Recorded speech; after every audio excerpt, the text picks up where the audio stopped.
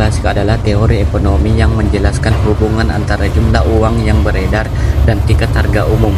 Tokoh utama dari teori moneter klasik adalah Jean-Baptiste Dessay.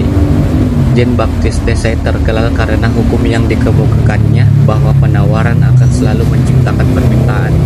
Materi selanjutnya adalah implikasi dan kritik moneter klasik. Implikasi dari moneter klasik ini yaitu inflasi murni moneter terjadi ketika jumlah uang beredar tumbuh lebih cepat daripada output real. Adapun kritik moneter klasik yaitu kecepatan peredaran uang tidak selalu konstan dan netralitas uang tidak selalu berlaku dalam jangka panjang.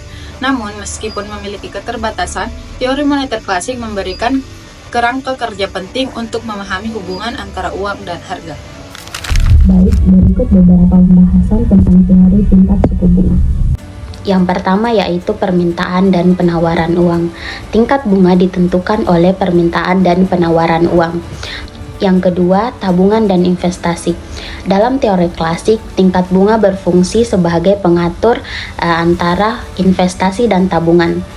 Ketika tingkat bunga tinggi, orang cenderung menabung lebih banyak karena imbal balik hasil yang lebih besar dari simpanan. Yang ketiga, fleksibilitas tingkat bunga.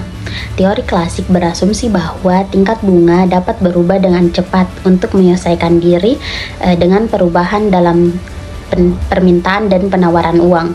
Dan yang keempat, keseimbangan pasar. Dalam pandangan klasik, pasar akan mencapai keseimbangan pasar otomatis. Jika ada surplus tabungan, lebih banyak orang ingin menabung daripada berinvestasi. Yang terakhir yaitu peran bank sentral. Meskipun teori klasik menekankan pada mekanisme pasar bebas, peran bank sentral tetap penting dalam mengatur jumlah uang yang beredar dan mempengaruhi tingkat bunga melalui kebijakan moneter. Selanjutnya saya akan menjelaskan teori kuantitas uang, di mana teori kuantitas uang merupakan teori dalam ekonomi yang menyatakan tentang hubungan antara peredaran uang dan tingkat inflasi. Irving Fisher menjadi pencetus teori ini, di mana teori kuantitas uang digunakan dalam proses pemindahan moneter jalur uang.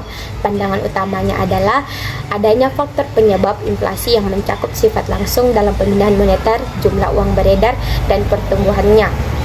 Dalam ekonomi moneter, teori kuantitas uang menyatakan bahwa tingkat harga umum barang dan jasa bergantung langsung pada jumlah uang yang beredar atau persediaan uang. Baik, saya akan melanjutkan slide yang tadi. Yang pertama itu keterkaitan antara uang dan harga. Teori ini menyatakan bahwa jika jumlah uang yang beredar dalam perekonomian meningkat dan kecepatan peredaran uang serta jumlah transaksi tetap, maka tingkat harga akan cenderung meningkat.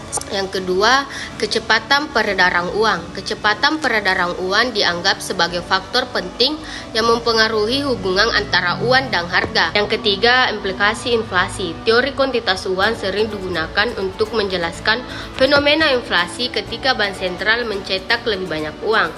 Yang keempat, asumsi klasik. Teori ini berakar pada pemikiran klasik yang menganggap bahwa perekonomian cenderung mencapai keseimbangan secara otomatis.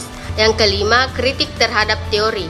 Meskipun memiliki banyak pengikut, teori kuantitas uang juga menghadapi kritik. Beberapa ekonom berargumen bahwa hubungan antara uang dan harga tidak selalu linear dan dapat dipengaruhi oleh faktor-faktor lain seperti ekspektasi inflasi, kebijakan fiskal, dan kondisi ekonomi global. Studi kasus yang kami ambil yaitu kebijakan moneter ekspansif di negara Z.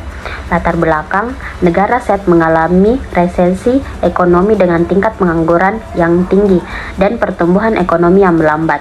Untuk mengatasi hal ini, Bank Sentral negara Z memutuskan untuk meluncurkan kebijakan moneter ekspansif, yaitu dengan meningkatkan jumlah uang yang beredar di masyarakat melalui penurunan suku bunga dan pembelian surat berharga pemerintah.